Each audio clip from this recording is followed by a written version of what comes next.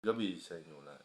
Nais kong pasalamatan ang mga overseas Pilipino na patuloy nagsasakripisyo at nagtatrabaho sa ibang lugar, ibang bansa para sa kanilang kinabukasan at para maitaguyod ang kanilang mga pamilya.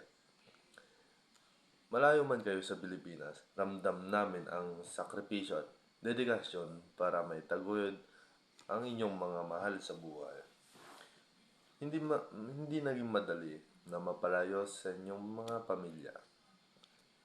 Ngunit pinapakita nyo araw-araw ang tunay na lakas at tapang ng Pilipino. Nais naming iparating ang taos-pusong paghanga sa inyong walang sawang pagtatrabaho kahit minsan ay mahirap ang kalagayan ninyo bilang isang OFW kaysa at mapalayo sa dating kasanayan. Ang inyong pagsisikap ay nagbibigay inspirasyon sa marami at nagpapakita ng di natitinag na disiplina para lang may taguyod nyo ang inyong mahal sa buhay. Kayo ay tunay na bayani, hindi lamang sa salita, kundi sa gawa. Sana ay patuloy kayong maging ligtas at nasa mabuting kalagayan, saan man kayo naroon. Naway palagi kayong gabayan at pagpalain at protektahan mula sa anumang panganib at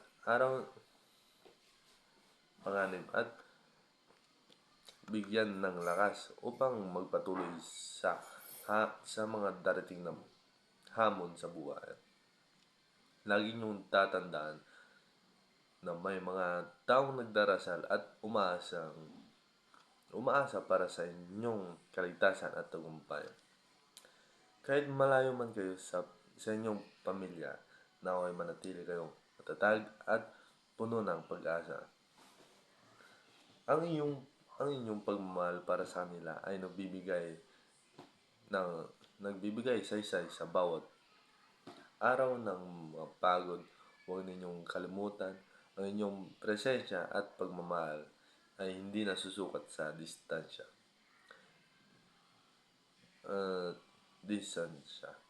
Lagi kayong parte ng puso ng mga mahal nyo sa buhay.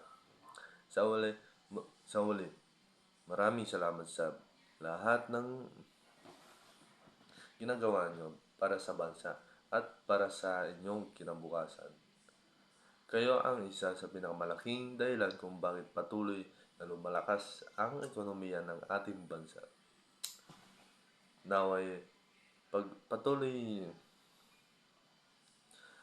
patuloy kayong pagpalain at bigyan ng proteksyon upang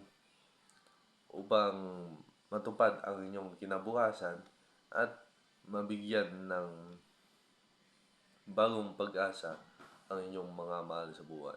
Mabuhay kayong lahat, OFW, mga tunay na mga bayani. Maraming salamat po.